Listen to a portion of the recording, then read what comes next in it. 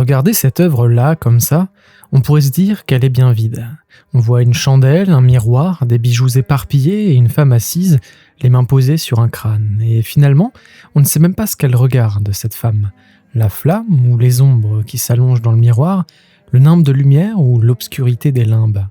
Mais ce n'est pas la seule question que le tableau soulève.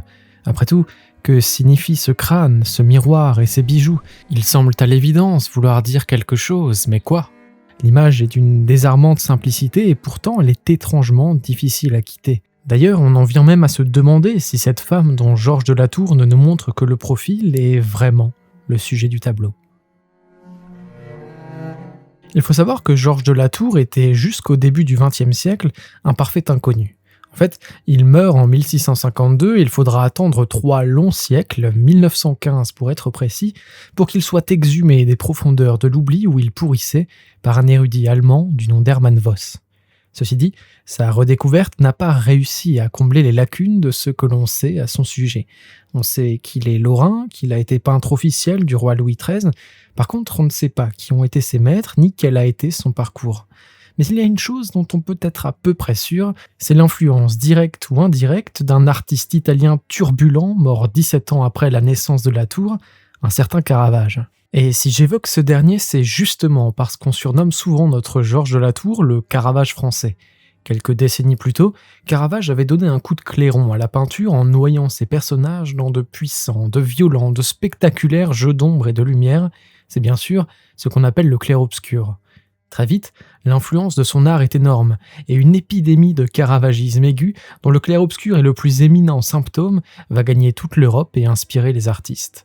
En Espagne, dans les Flandres et en France, berceau de Georges de Latour. Et c'est justement en comparant ce dernier au Caravage qu'on pourra le mieux possible pointer ses singularités, son style tellement unique qui en fait moins un Caravage qu'un Georges de Latour, tout simplement. Vous remarquez pour sûr la tonitruance du Caravage, vous remarquez l'intensité du mouvement, la définition des muscles tendus dans l'action, saisis sur le vif, et puis vous remarquez aussi, peut-être le plus important, la lumière. Lumière qui vient de l'extérieur, d'on ne sait où d'ailleurs, une lumière divine qui monumentalise l'instant. Bref, vous avez l'idée. Tous deux peignent la foi, mais Caravage est grandiloquent, il a le goût du drame, il scande le catholicisme, tandis que notre Georges de Latour, lui, est discret et contenu, il passe, pour ainsi dire, par la petite porte pour entrer et veille à ne faire aucun bruit quand Caravage, lui, pousse violemment les portes dans un vacarme pas possible. Si j'ai fait ce petit détour par Caravage, c'est parce que je crois qu'on apprécie encore plus Georges de Latour après être passé par là, le calme après la tempête. À l'image de notre tableau, singulièrement dépouillé, où tout semble avoir été retiré pour ne garder que l'essentiel. On compte peu, très peu d'éléments dans la composition, et tous les objets que je pointais plus tôt ont la particularité d'être les fidèles compagnons picturaux de Marie-Madeleine. Dans les évangiles, Marie-Madeleine est l'une des plus proches disciples du Christ. C'est même elle qui, la première, découvre le tombeau vide après la résurrection, et elle aussi qui, la première, voit le Christ ressuscité dans la fameuse scène du Noli me tangere et qui est chargée d'annoncer la résurrection aux apôtres.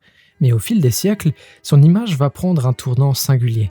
En fait, la tradition chrétienne va peu à peu l'identifier avec d'autres femmes, notamment la pécheresse anonyme qui vient mouiller les pieds du Christ de ses larmes avant de les essuyer avec ses cheveux, une femme dont on finit par imaginer un passé marqué par la luxure. En gros, le personnage de Marie-Madeleine est une construction, et on oublie la disciple du Christ pour faire d'elle l'image par excellence de la pécheresse repentie, de la courtisane pénitente qui abandonne les séductions du monde pour se consacrer à Dieu, image triomphant tout particulièrement à l'époque de Georges de Latour, marquée par la contre-réforme. Après la réforme protestante, l'Église catholique veut stopper l'hémorragie et entend bien riposter. Et pour ça, l'un de ses fers de lance, c'est l'art. Dès lors, l'image devient un outil de piété censé entretenir, raviver, renforcer la dévotion, et ce contexte explique le succès du thème de la pénitence sur lequel l'Église catholique insiste particulièrement, et Marie-Madeleine devient la figure idéale pour incarner ce message. Personne n'est tombé trop bas pour être sauvé, à condition de se repentir et de revenir vers Dieu. D'où l'explosion du nombre de madeleines pénitentes peintes en Europe catholique au XVIIe siècle. C'était, en un mot, un sujet à la mode. Et rien que pour Georges de Latour, on connaît pas moins de 4 versions de la Madeleine avec presque toujours les mêmes objets. Mais alors, Qu'est-ce qu'ils signifient? Eh bien, en vérité, ils convergent tous vers un point, ils narrent tous la même histoire.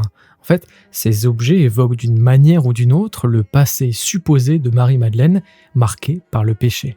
L'instant représenté par Georges de la Tour, c'est peut-être l'instant décisif pour elle, la suite directe du bouleversement provoqué par les enseignements du Christ, celui où l'amour de son Seigneur lui inonde le cœur. Dès lors, pour elle, tout change. Sa vie prend un nouveau tournant, elle se repent, elle tourne le dos à la luxure, la courtisane, au plaisir lubrique du monde terrestre, pour se vouer au céleste. Sa robe nacara, sabrée de fil d'or, ce n'est pas autre chose qu'un vestige de sa vie passée, dernier éclat d'un monde qu'elle quitte pour toujours. C'est d'ailleurs encore plus marqué dans cette version-ci de la Madeleine, où le rouge est affadi par la tour, comme s'il voulait estomper cette trace de son ancienne vie, plutôt que la faire flamboyer. Mais il y a d'autres spectres encore de sa vie mondaine de pécheresse. Les bijoux arrachés et jetés au sol, les boucles d'oreilles ôtées, le collier de perles abandonné sur la table. Fini, le phare fini. Adieu, luxueux oripeau. Marie-Madeleine a quitté le grand bain du monde et nage désormais dans ses eaux intérieures, méditant sur la vanité de la vie humaine, vanité représentée bien sûr par le fameux crâne, fatal rappel de la fugacité de la vie et de l'inéluctable mort. Vanité aussi symbolisée par ce miroir. C'est avant tout le miroir de la courtisane qui s'apprête, qui s'inquiète de sa beauté. Sauf que là, vous le remarquez aussi, non seulement elle ne se regarde pas dedans, mais surtout la glace ne renvoie pas l'image de Marie-Madeleine. La glace reflète la flamme. Et là où ça devient vraiment intéressant, c'est en comparant cette observation avec les 3 autres Madeleines de la Tour. Bon, déjà avec ces deux-là, la question est vite réglée, il n'y a pas de miroir. Alors jetons plutôt un œil à celle-ci. Ce qui est reflété ici, c'est le crâne. Ce crâne qui nous saute aux yeux, et la flamme est occultée par la forme de ce dernier. Et puis, Marie-Madeleine ici paraît, je sais pas, incertaine face à la flamme. Elle touche du bout des doigts le crâne, comme si elle était encore troublée, travaillée par le doute. Ses cheveux sont moins nettement ordonnés. Sa tunique se dérobe à son épaule gauche, et puis la flamme, dont on distingue l'extrémité, semble fragile et menacée même, comme si elle n'était pas sûre d'elle-même. La flamme pourrait bien être ici symbole de la vie humaine, tremblante et vulnérable, ombrée par la perspective de la mort. Bref, je trouve que cette Madeleine-là ne dégage pas la même sérénité que celle-ci. Ici, au contraire, la flamme est confiante, elle ne vacille plus comme inébranlable. La Madeleine aussi, on dirait qu'elle a passé un cap dans son monologue intérieur, forte désormais d'une conviction nouvelle. Bien sûr, j'ignore si Georges de la Tour a voulu raconter une progression spirituelle à travers ces 4 Madeleines, mais j'aime à croire que ces tableaux suivent en quelque sorte les jalons de sa pensée, les étapes d'un cheminement intérieur. Oui, elle me paraît plus apaisée ici, mains pieusement croisées sur le crâne, c'est la foi qui dépasse la mort. Et puis notez qu'elle est bien droite désormais, elle n'appuie plus sa tête sur sa main. Détail anodin, mais qui me semble essentiel, car ce geste est associé depuis Dürer à une chose, la mélancolie. Et dans les 3 autres œuvres, la Madeleine adopte cette pose. Et son regard se perd au-delà de tout le reste. Elle ne regarde ni le crâne, ni le miroir, ni la flamme, comme si elle avait dépassé tout ça, comme si elle en avait retenu les leçons. Marie-Madeleine va désormais au-delà du monde connu, vers l'ombre, par-delà la vie et par-delà la mort. Jusqu'au point où sa présence s'efface presque, dans ce visage qui s'évade et dont Georges de la Tour ne nous offre que le contour. Sa présence s'efface, dès lors, je crois que ce n'est plus vraiment elle, le sujet du tableau. C'est cette flamme qui ondule doucement, dont on éprouve presque la chaleur, dont on entend presque le léger crépitement. Cette flamme nouvelle qui brûle désormais dans son cœur son dernier mot, ce qu'elle a trouvé en renonçant à tout le reste. Ce qui me fait croire que chez Georges de la Tour, le véritable sujet, c'est la lumière. Lumière dont la source est toujours visible, contenue dans les limites du cadre, contrairement à Caravage, pour reprendre la comparaison. Et c'est systématiquement la lueur si spéciale d'une chandelle. Puis, je pense que vous l'avez remarqué, mais la teneur religieuse de la Madeleine aux 2 flammes ou des autres œuvres de la Tour n'est pas si évidente que ça. Chez Caravage, oui, encore lui, les anges, regardez, ils descendent du ciel, ils sont ailés, parfois auréolés. Mais chez la Tour, on ne retrouve aucun de ces attributs sacrés, pas d'éventail de références pointues, non. La Vierge Marie est finalement une mère comme une autre, le Christ n'est qu'un gamin croisé au détour d'une rue.